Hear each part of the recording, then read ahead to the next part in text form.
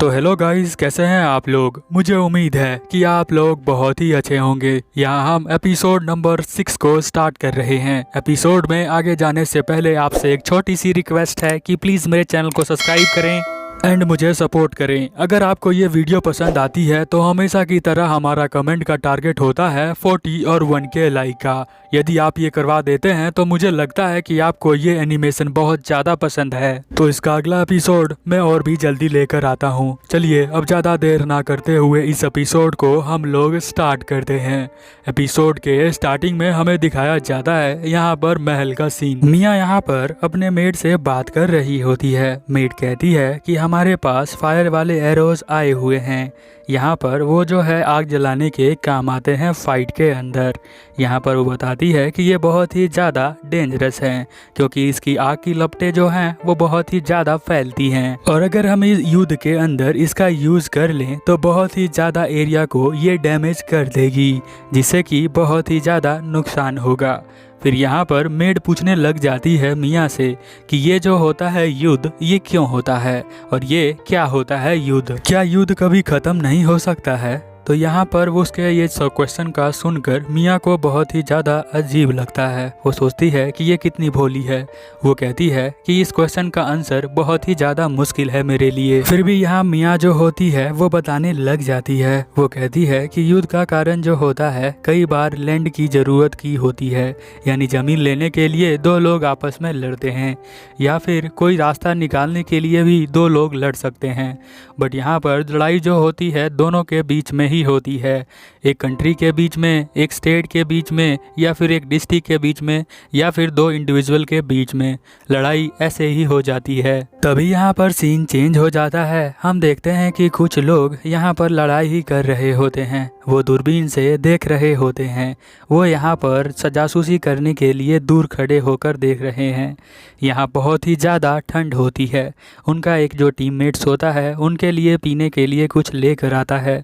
साथ में जो लोग यहाँ पर देख रहे होते हैं वो कहते हैं कि कब तक हमें यहाँ रुकना पड़ेगा। तो वो कहता है कि 2 हफ्ते का समय और भी लगेगा यहाँ पर, क्योंकि मेरे पास अभी पूरी तरह से इंफॉर्मेशन नहीं है। जो ऊपर के लोगों ने कहा है हमें जासूसी करने के लिए, तो हमें यहीं पर जासूस बनकर रहना पड़ेगा, और हमें एक अच्छे मौके की तलाश है जब हम यहाँ पर एक सरप्राइज अटैक कर देंगे। दोबारा से सीन चेंज हो जाता है और हम मिया और उसकी मेड पर आ जाते हैं। यहाँ पर बताती है मिया कि तुम कोई बच्ची नहीं हो। यहाँ पर लड़ाई जो होती है वो कई कारणों से हो सकती है। यहाँ उसकी मेड कहती है कि जब हम दोनों बहनें यहाँ पर आई थी तो हमें से लोग जो है बहुत ही प्यार से बात कर रहे थे। हमसे तो वो लोग लड़ नहीं रहे थे, तो फिर यहाँ पर लड़ाई क्यों होती है। जब हम लोग यहाँ पर आए थे तो हमने देखा था कि गांव के लोग मेरे साथ बहुत ही तमीज़ से पेश आ रहे थे। वो तो मेरे साथ लड़ नहीं रहे थे, तो फिर वो दो लोग क्यों आपस में लड़ते हैं। क्या वो लोग प्यार से नहीं रह सकते। मिया यहाँ पर कहती है कि वो लोग प्यार से भी रह सकते हैं, बट उनके अंदर एक्सपीरियंस की कमी होती है। मैच्योरिटी का एक वर्ड होता है जिसके बारे में आपको मैं बता दूं। अगर कोई आपको गुस्सा दिला रहा है, अगर आप गुस्सा हो जाओ तो इसका मतलब ये है कि आप मैच्योर नहीं हो, क्योंकि उसने आपको कंट्रोल कर लिया है। गुस्सा दिलाने को चाहा तो आप गुस्सा हो गए। इसीलिए आपको ध्यान रखना है कि कोई आपको गुस्सा दिलाता है या दुख देता है तो आपको जो है रिएक्ट नहीं करना है ज़्यादा, क्योंकि आप अपने आप को जानते हैं, कोई और आपको कंट्रोल नहीं कर सकता। तभी आप मैच्योर बन सकते हैं। चलिए अब स्टोरी को कंटिन्यू करते हैं। यहाँ मिया उसके बाद को कंटिन्यू करती है ऐसे ही कुछ बातों से, कि वो बताती है कि दो लोगों का रिलेशनशिप जितना अच्छा होता है, जितना उनके पास एक्सपीरियंस होता है, उसी के हिसाब से वो रिएक्ट करते हैं, तभी जाके लड़ाई ख़त्म हो सकती है। वैसे लड़ाई करना बुरी बात है। लड़ाई करने के लिए तो हीरो की जो दोस्त होती है वो भी यहाँ पर आ चुकी है, क्योंकि इस स्टेट के अंदर लड़ाई होने वाली है डेमंस के साथ। अगले सीन में हम देखते हैं महल का, जहाँ पर वो छोटी मेड बहुत ही क्यूट होती है, जो यहाँ पर आती है मैम मैम कहते हुए, और यहाँ पर जाना होता है मिया को कहीं पर मीटिंग करने के लिए। यहाँ पर वो उसके पास आती है और कहती है आप कहाँ जाने वाली हैं। तो यहाँ उसे मैप में दिखाती है कि मैं यहाँ पर जाने वाली हूँ। तो वो छोटी बच्ची कहती है कि क्या आप हीरो से मिलने जा रही हैं।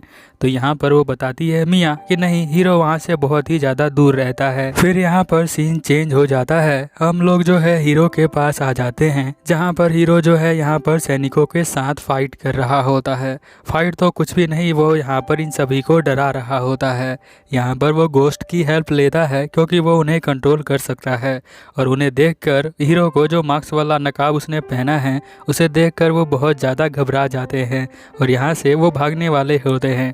तभी यहाँ पर हीरो उनसे कहता है कि यहाँ पर जो आर्मी का जनरल है तुम्हें जो है सभी गोस्टों को वो बता रहा है कि यहाँ पर जो आर्मी का जनरल है उन्हें तुम्हें जाकर बहुत ही अजीब अजीब सपने दिखाने हैं। यहाँ पर बहुत सारी जो परियां होती हैं छोटी छोटी वो यहाँ पर आती हैं। यहाँ पर बंदे दिखाए जाते हैं जो कि बेहोश होने की एक्टिंग कर रहे होते हैं, एक्चुअल में वो बेहोश नहीं होते। हीरो सभी परियों को कहता है कि जाकर उसे गवर्नर को अजीब अजीब से सपने दिखाओ ताकि वो डर जाए और यहाँ से भाग जाए। हम देखते हैं कि आर्मी का जो जनरल होता है यहाँ पर डर रहा होता है सपने की वजह से। तभी उसके रूम में एक बंदा आता है और कहता है कि सभी लोग बहुत ज़्यादा डर चुके हैं, वो लोग घर पे जाने की ज़रूरत कर रहे हैं। तो यहाँ पर जो जनरल होता है वो कहता है कि तुम उन्हें पैसे देकर रोक लो, उन्हें जाने को मत बोलो, साथ में तुम उन्हें ड्रिंक देने को बोलो और लड़कियों को भी लेकर आओ उनके लिए, उन्हें जो है यहाँ से जाने नहीं देना है। अगले सीन में हम लोग देखते हैं कि यहाँ का जो राजा होता है वो यहाँ पर जीतने के लिए अपना प्लान बना रहा होता है। तभी हम देखते हैं कि मियाँ यहाँ पर बीच में आती है और कहती है मैं आपको जिताने के लिए ही तो यहाँ पर आई हूँ। तभी यहाँ का ओल्ड मैन कहता है कि वहीं पर रुक जाओ। तो हीरो की दोस्त सोचती है लगता है कहीं इसे पता तो नहीं चल गया कि ये डीमन है। फिर हम देखते हैं कि वो ओल्ड मैन जो है वो कुछ ज़्यादा ही ठरकी होता है। वो कहता है कि मैं आपके चेस्ट को एग्जामिन करना चाहता हूँ और ज़्यादा पास आकर, क्या मैं ये कर सकता हूँ? तभी यहाँ पर हीरो की दोस्त आती है और उसके सर पर मार देती है। राजा यहाँ पर खड़ा होकर कहता है कि मैं यहाँ का राजा हूँ और ये जो कंट्री है उसको विंटर कंट्री बोलते हैं। तो यहाँ पर मियाँ कहती है कि मैं आपको जानती हूँ, आपको क्रिम्सन भी बोला जाता है, आप यहाँ पर फाइट क्यों कर रहे हैं? तो वो कहता है हमारे इज्जत की बात है और साथ में जब हम फाइट करके उन्हें हरा देंगे तो हमारे आने जाने का रास्ता बहुत ही साफ हो जाएगा जिसका हम यूज सामान ले जाने और ले आने के लिए कर सकते हैं। यहाँ पर कहती है अगर ये बात है तो मैं आपके लिए एक बहुत ही अच्छा सा गिफ्ट लेकर आई हूँ। हम देखते हैं अगले सीन के अंदर कि ये जो जगह होती है वो एक्चुअल में बर्फ़ के ऊपर होती है, यानी बर्फ़ जो है इसके नीचे पानी होता है। तो वो जो है बर्फ़ के छोटे छोटे टुकड़ों को इकट्ठा करके यहाँ पर रास्ता बनाने लग जाती है और जो गैप बचता है उसके अंदर पानी और नमक डाल के उन्हें सॉलिड बना देती है। और रास्ता बनने के बाद सभी सैनिक सोचते हैं कि यहाँ पर एक बार हम लोग क्रॉस करके देखते हैं और सभी सैनिक जो है यहाँ पर क्रॉस करने के लिए तैयार होते हैं। तभी हम देखते हैं बहुत सारे डीमंस इनके ऊपर हमला करना स्टार्ट कर देते हैं और साथ में यहाँ पर एक बहुत ही बड़ी मछली भी आ जाती है जो कि ऑक्टोपस की तरह दिखती है। यहाँ डेमंस की संख्या बहुत ही ज़्यादा होती है जिसकी वजह से हम लोग देखते हैं कि यहाँ पर लड़ाई की वजह से बहुत ज़्यादा ही सैनिक मर जाते हैं। बट हम देखते हैं कि शाम को जब हीरो की दोस्त यहाँ पर राउंड लगाती है तो वो लोग डीमंस को लगभग हरा चुके होते हैं। बट हराया उन्होंने किस वजह से है? क्योंकि उनके बहुत ज़्यादा सैनिक थे और बहुत ज़्यादा मर भी गए, फिर भी उन्होंने डीमंस को हराया है। फिर ये लोग डिसाइड करते हैं कि हम लोग एक बार दोबारा से उसी रूट पर जाकर देखेंगे। यही इन्हें फाइनल में डिसाइड करते हैं और ये लोग फिर से सेना को बुलाना स्टार्ट कर देते हैं। मियाँ जो होती है पता नहीं क्यों बट यहाँ पर इनकी हेल्प करती है। वो कहती है कि मैं टेलीपोर्टेशन से और भी सैनिक आपके लिए बुला देती हूँ और हम देखते हैं कि यहाँ पर और ज़्यादा सैनिक यहाँ टेलीपोर्टेशन मैजिक से इस गेट के बाहर आ जाते हैं। अगले सीन में हमें दिखाया जाता है एक बंदे को। इसी बंदे की वजह से यहाँ पर ये फाइट हो रही होती है। एक तरह का ये दलाल है।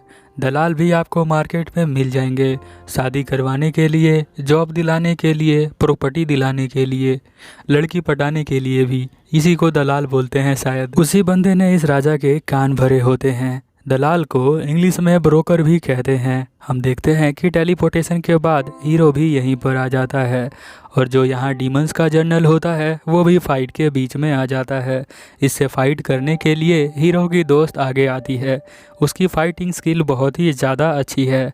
हम देखते हैं कि वो कहती है कि मैं अब अल्टीमेट टेक्निक का यूज़ करने वाली हूँ और वो उसे यहाँ पर फ्रीज कर देती है। बट डेमन जनरल जो है वो हंसने लग जाता है। वो कहता है तुम्हारे इस अटैक से मुझे कुछ भी नहीं हुआ, बट हम देखते हैं कि फाइनली जो हीरो की दोस्त होती है वो उसे हरा देती है। सभी सैनिक अब बहुत ज़्यादा खुश हो गए हैं, बस इन्हें एक रास्ता चाहिए था, अब वो रास्ता मिल चुका है। अगले सीन में देखते हैं कि सभी लोग पार्टी करने के लिए यहाँ पर आते हैं। राजा यहाँ कहता है कि आप जितना चाहे उतना एंजॉय कर सकते हैं और साथ में वो बताता है कि इस जीत का जो 80% हकदार है वो ये 2 लड़कियाँ हैं। यहाँ पर वो मिया और हमारी जो हीरो की दोस्त होती है उसको बोलता है।